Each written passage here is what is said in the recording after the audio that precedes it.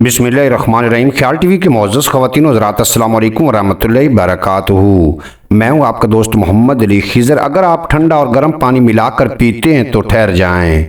आमतौर पर ख्याल किया जाता है कि फ्रिज का ठंडा पानी नुकसानदेह होता है, इसलिए तकरीबन हम सब ही फ्रिज के पानी के साथ थोड़ा सा सादा पानी मिक्स करके पीते हैं। अलबत्ता तिब्बी माहिरीन का कहना है कि ऐसा करना अक्सर नुकसानदेह भी साबित हो सकता है। आइए आज की इस वीडियो में जानते हैं ऐसा क्यों है। माहिरीन का कहना है कि ठंडा पानी हजम करने में वक्त लगाता है, जबकि गर्म पानी जल्द हजम हो जाता है।